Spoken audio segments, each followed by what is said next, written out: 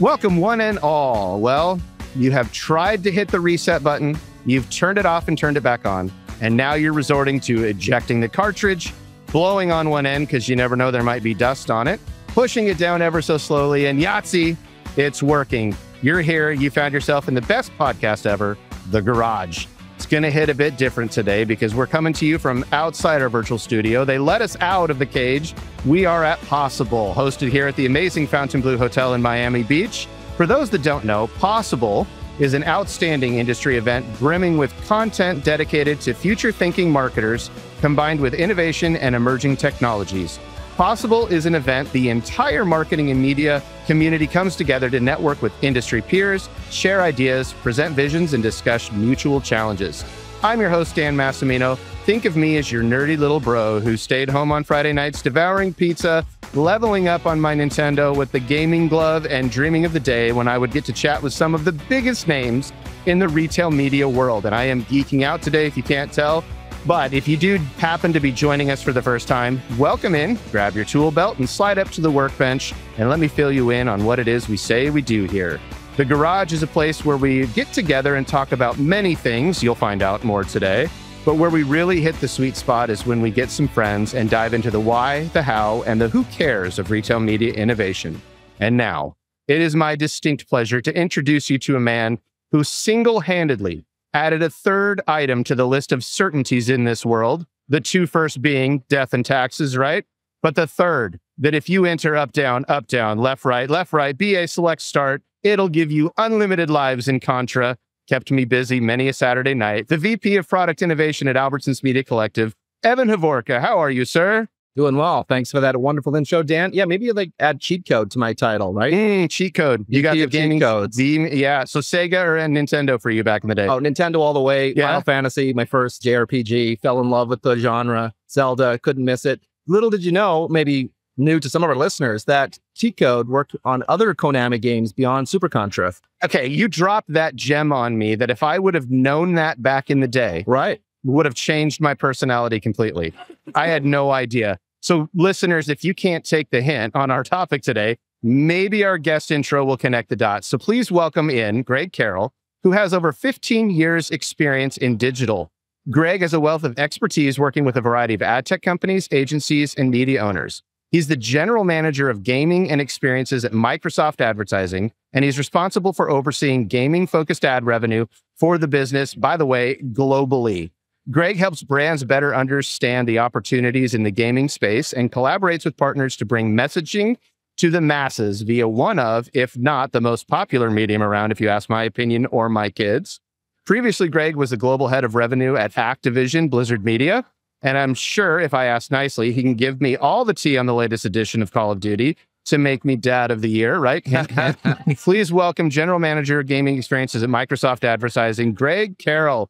A friend from across the pond. Greg, how are you? I am very well, thank you. Thank you for having me. It's absolutely our pleasure. I asked you before we started, where do you hail from? So born in Birmingham, but raised near Liverpool. And you have a bit of a crown of achievement with your boys at Liverpool that just came across. I know they tell me I'm not supposed to add any kind of references to dates so we can re-air these podcasts. Right. But I'm gonna. What happened? Well, it's been a hot minute since any sort of silverware has passed through the doors of Fanfield. So I am exceptionally pleased with them. I mean, as I say, born in Birmingham, but traditionally support Villa, but I have a very soft spot for Liverpool. I'm really excited for the guys. They've done exceptionally well. The boys, as they say, have won the Premier League this year already, right? I can already smell the streets of Liverpool right now. Oh my God. The bus will go through it. Oh my God. It's going to be huge. Yeah. It's very, very exciting for those that, if you're tuning in and you don't understand the sheer scale of winning the Premier League. Oh my gosh. It's next level. Especially when, as I say, they've been trying for so, and getting close as well for so long now. Clark, oh my God. As I say, there's a lot of things I can geek out about right now, but I'm going to stop myself there. But yes, I'm really happy for the guys. This could break the record for a number of geek out topics combined into one episode. I know I'm with you two, so I mean, I've already got 2 black belts here, so. Yeah. Well, tell us a little bit about your relationship with Microsoft, how you came to where you're at, and how Microsoft Gaming has really started to think about engaging with the retail media space and advertising to those that are loyal to the game platform. Yeah, so I've sort of, again, talking about geeking out on a few different levels. I spent about a decade in advertising technology. So trying to put this all together has been a passion of mine for a while. And then overlay gaming, which is an even bigger passion of mine. And it's when these two worlds are starting to meet. It's the idea of how do we start building this? Because we were saying earlier, we're on a huge journey now. We're the history of gaming and their relationship with advertisers, with retail media. It's relatively new in comparison to, let's say, movies and TV, where a lot of IP, soap operas, everything was created in partnership with, versus making a disc, investing hundreds of millions, making a disc, here's my $100, away we go. But now with the evolution of how people interact with gaming, multi-platform approaches, the idea of subscriptions, microtransactions, it's just almost an unending way of that you can interact with gaming. And so monetizing this environment or introducing that investment has become more prevalent. So that's the reason I got into the space. That's the reason why we're trying to leverage a lot of different things to bring that retail media focus into this environment, whilst making sure we protect the gamer at all costs. Because honestly, I think we can all agree it's without authenticity, without that idea of having that really pure environment, it just doesn't make sense. But there are so many different ways to do it, which I'm sure we'll go into now. Yeah, I think that's the beautiful thread we want to weave through today's episode. It's going to take a little different tone. Typically, we have guests on who represent a well-established ad tech, maybe somebody we're well down the path of investment in, maybe we're using them to satisfy retail media needs today. One of the, I guess, disses you could throw against the gaming industry is they are so far behind on modernizing ad tech. But when we think about the other common topic that shows up at these conferences and consumer feedback is the ad load, the ad experience. It's irrelevant. It's too interruptive. It's time consuming. It doesn't make sense for me. You don't have that because you preserved the reason for being. Some may say overly preserved, but I think you're taking a healthy, slower approach to figuring out when and where and how you're going to introduce what is ultimately a plethora of gaming solutions. We think gaming as the big video console where you're spending 6 hours a night on a Friday, but it's much more than that. We're going to get into all those details. It's micro gaming, it's macro, it's everyone in the family's playing. The numbers are astounding. I'm not sure we have other platforms with this level of adoption, actually. And then with Microsoft collaborating and connecting and collecting all of those different platforms into what it represents the biggest, I think, single gaming platform in the world, we now have an opportunity to bring a healthy level of proper media engagement without disrupting the reason for being, which is keeping your customers happy. And that's what's exciting for me is joining Microsoft recently from the Activision Blizzard's purchase is that evolution, and Microsoft's representing, I think, the only solution on the planet which combines that complete multi-channel platform approach in gaming. So mobile, PC, console, it's almost a scary prospect, to be honest with you. I mean, people look at us and go, okay, let's go. And I'm going, right, we've got to do this, as you say, the right way rather than the quick way. When I was working with Just King, you're looking at Candy Crush, which has billions upon billions of dollars in revenue in-app purchases. Right. And so if we were to introduce a shitty experience in that one, oh my God, you lose millions overnight. How quick between a game update that's unfavorable and your Reddit threads blowing up? It's about 3 milliseconds. Yeah. And do they know where you live? They come stop by? Yeah, they can figure it out. Yeah, it's a passionate space. People, it feels like the closest thing is sport. You own a bit of this, like the way you own the team. Yeah. How much I love Liverpool. And it's the same thing with gaming. You own that. And so if somebody's messing with it, you are quick to say something. Oh, 1,000%. That suspension of disbelief that we've created within the TV and particularly the film industry is exponentially larger when you get into the gaming world.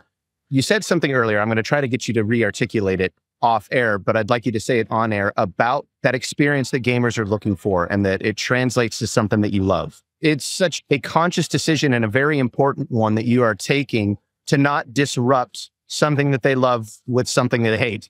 Well, this is it. It's about enriching the experience. I think what we've tried to do is recognize that if you break that magic circuit, if for a moment you're taken out of that environment which you've entered into in good faith and you a bit of escapism, you want to do something that, as I say, which, if you're a different part of the world doing something different, or even swiping candies, if something comes in there and disrupts something that you are so passionate and, like you say, love, there's nobody wins in that environment. Whereas the opposite way, if you enrich the experience, if you don't interrupt the experience, then it's the opposite way. That halo effect for brands, for retailers, that you've unlocked something. You've unlocked something that people are passionate and love. So it's an incredible opportunity. So let's talk a little bit about how Microsoft has this deep portfolio and it's ever evolving now. You talked about the acquisition within Blizzard Activision. Can you give us a rundown of Microsoft's channels and the ecosystem, the platform ecosystem that you guys have?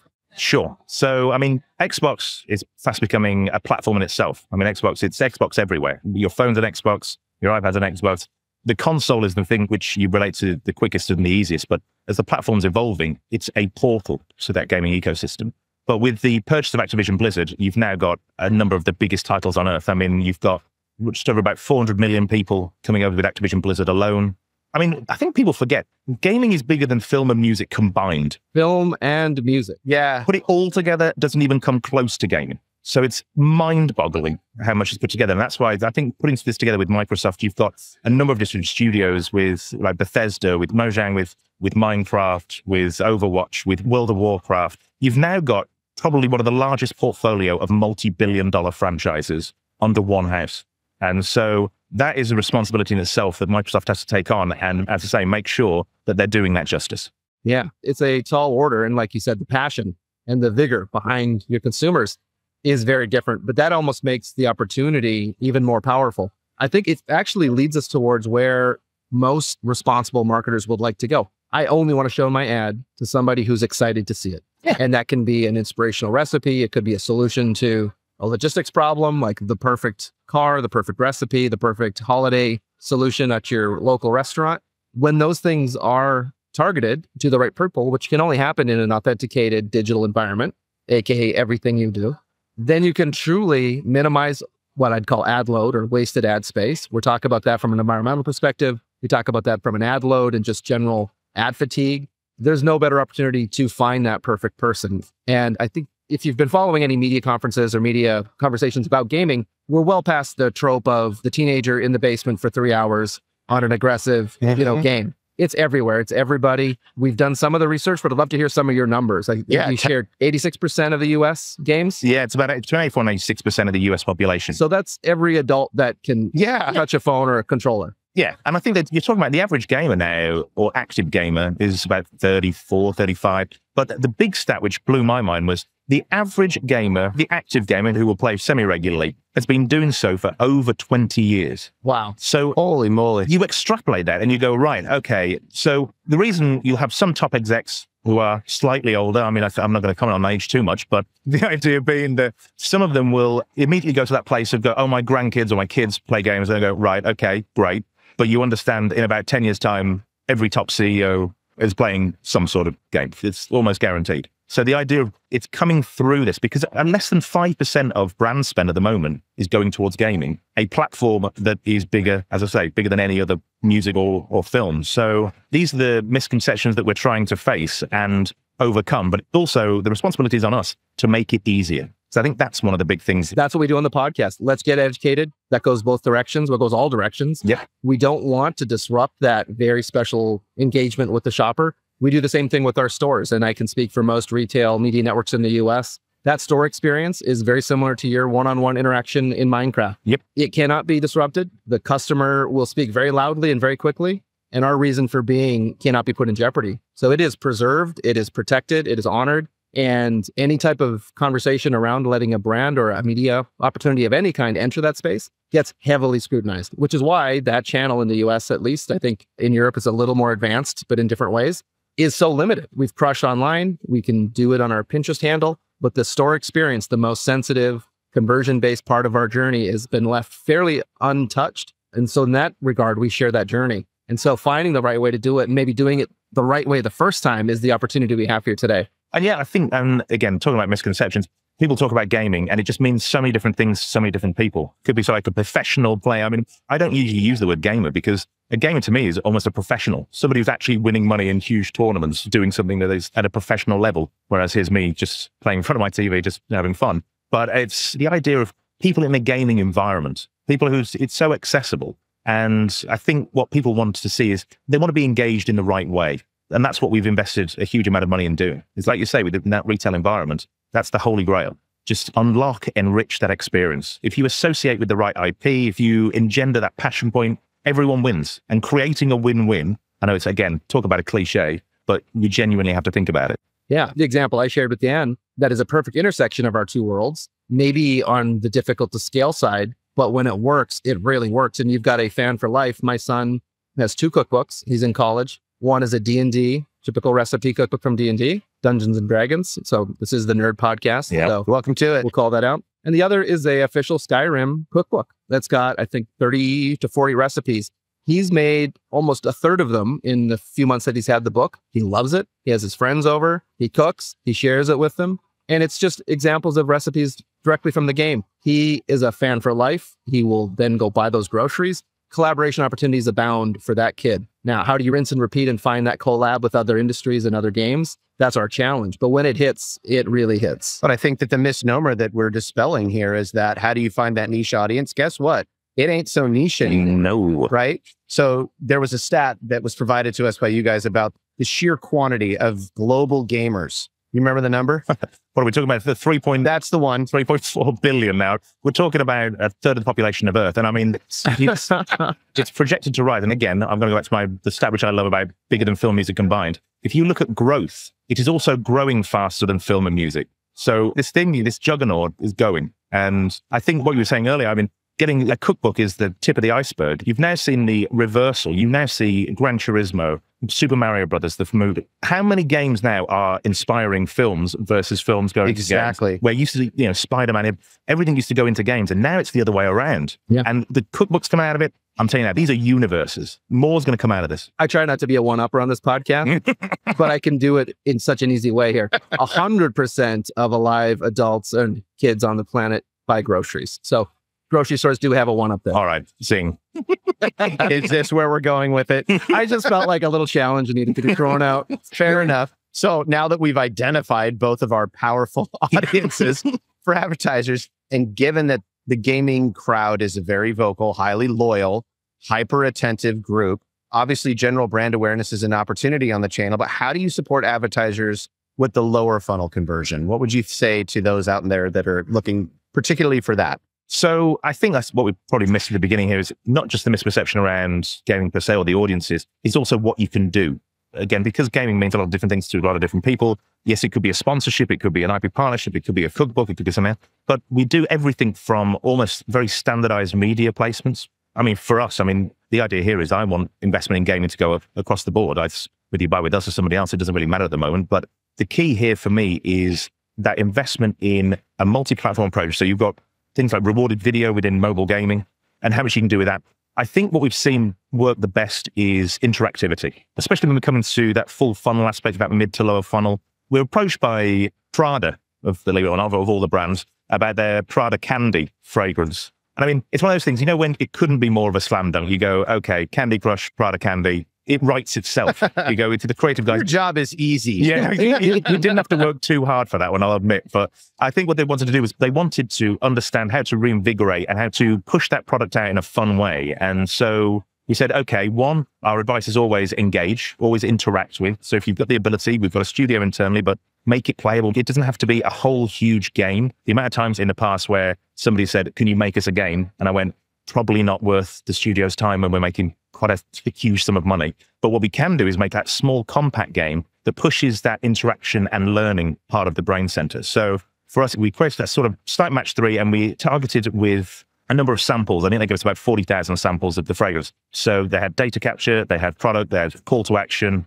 The campaign pushed about 1,800% increase in web traffic, and they moved all of the 40,000 samples within, we officially say 24 hours. It's actually less than 4 hours. So it's proof that when you start to engage properly with gamers on that front, or people within a gaming environment, they are hungry to try more and to connect that real world experience with your digital world. To talk about the cookbook again, it's the idea that there is a huge appetite. So we're looking for more partners to test that out with, to push that boat, because we're building this plane as we fly it as well. I'm not ashamed to admit it.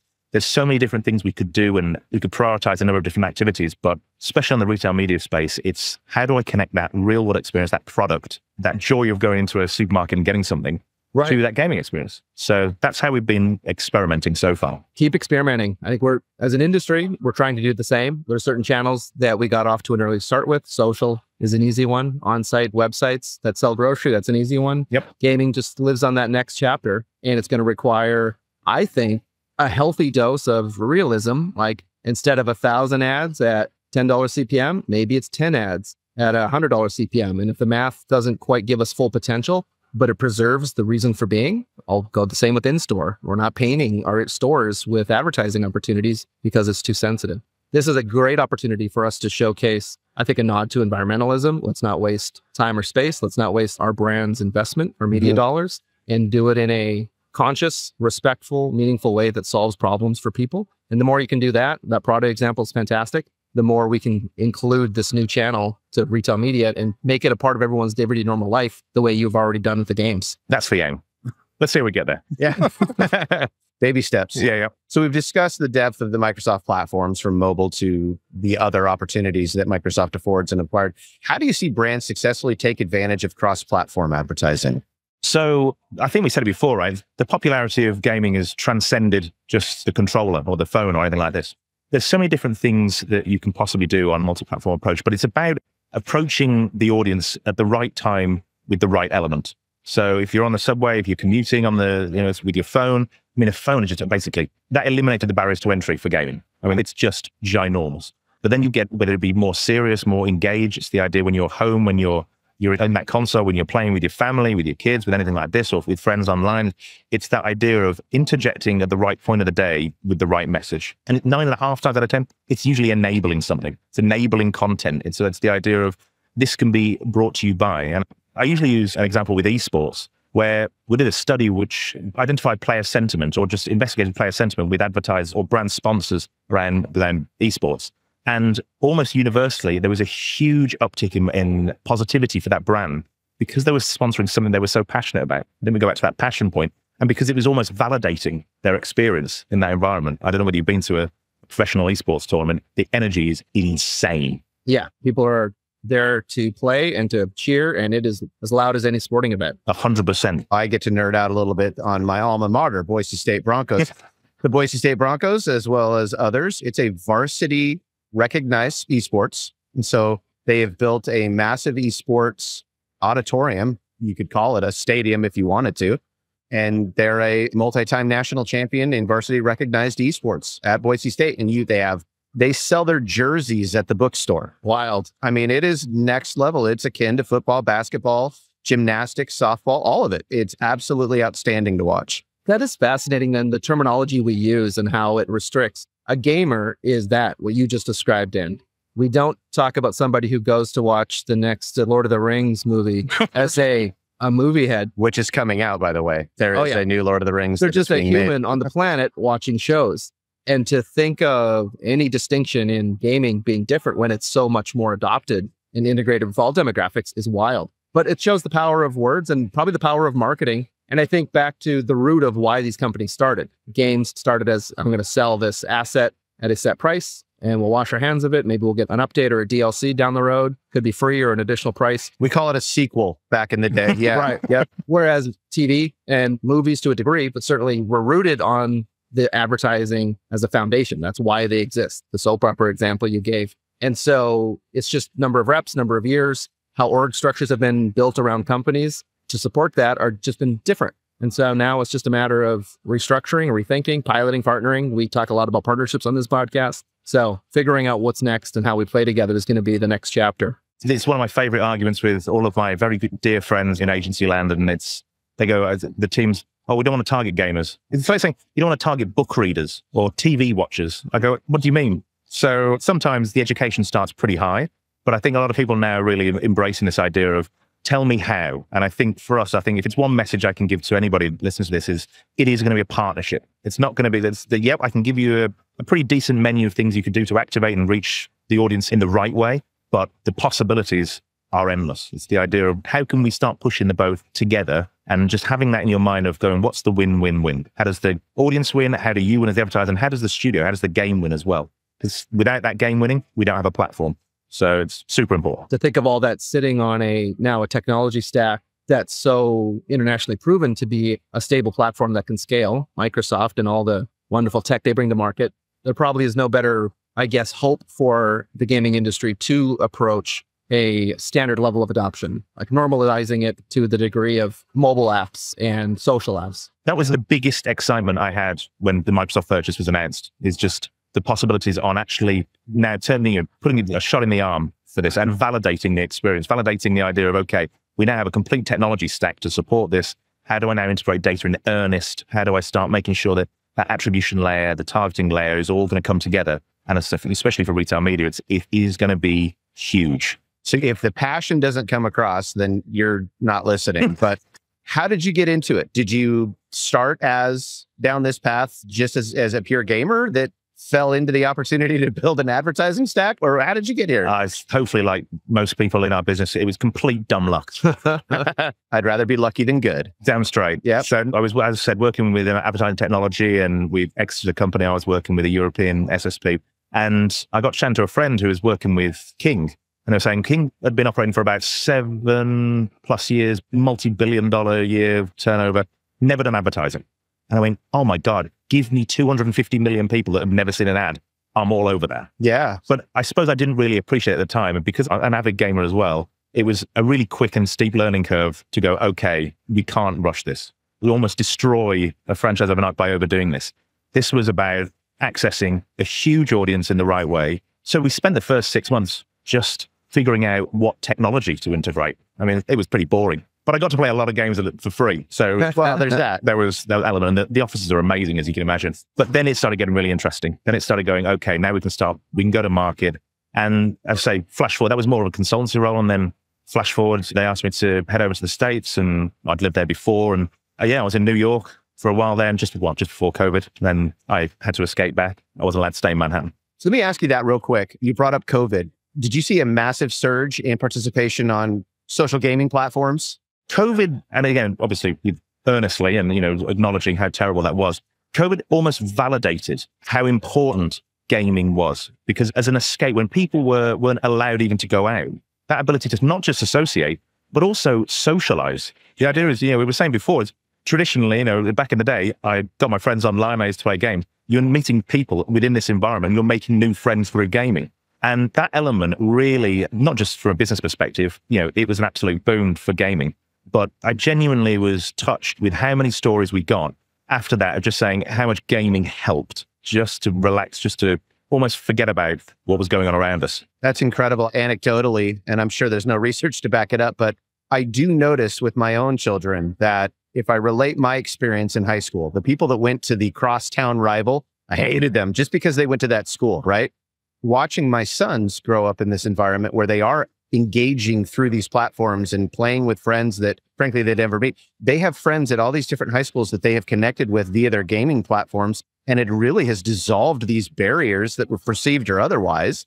And I absolutely correlate it with what they do online with their gaming.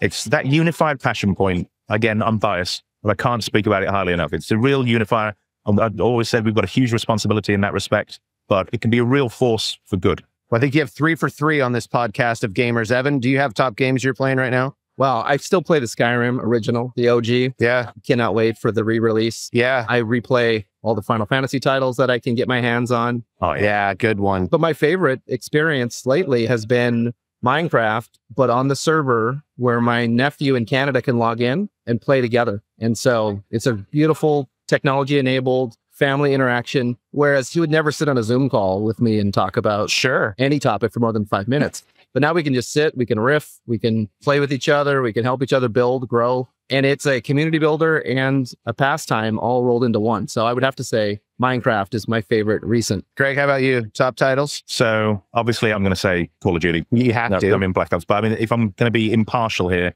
2, I think I've just unwrapped, one, I've got a newborn, I've got 4.5-month-old. So I am limited slightly with the console time, but I'm trying to unpack the new Assassin's Creed Shadows. Oh, yeah. That is, based Japan. That's some rich storyline they've got there. So I've got about 60 hours and I've done nothing, but I'm all about retro. I think I've got every console going. I think I've back through from NES, Dreamcast, Sega Saturn. I'll break out. Let's go. Pro Evolution Soccer 1, when it was sensible soccer. I will go. We could basically just run down the wing, flip it in, score a goal. There was a formula. No one could defend against it. What's the point in the game? Oh, that was NBA, right? Oh, yeah. The corner 3. Corner 3. Done. Dang. He's heating up. That was easy.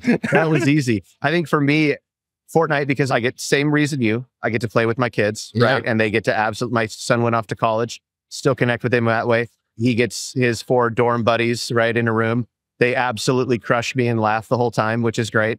Sea of Thieves is one that's fun to play. Oh, yeah. Right. And kind of have that pirate adventure that goes. But then to your point, anything where I can go retro and relive the glory years, like absolutely we'll do it. So I think if we haven't created believers at this point in podcast land, I don't know what'll do it. But listen, I want to be cognizant of your time and be a good steward of that. We really appreciate you being on the podcast with us, Greg. And thank you for your insights and can't wait to partner with you and build something cool. Sam, pleasure. And as I say, thank you both for having me. And as I say, super excited about the future for this as well. Absolutely. That is Greg Carroll, General Manager, Gaming and Experiences at Microsoft Advertising. Thank you again.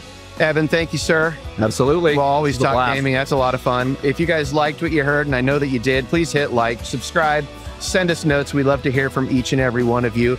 We'll join you again. We've got a few more episodes here live, but we're definitely got a full plate ahead of us in the upcoming season. So thank you for joining us today. This has been an episode of The Garage.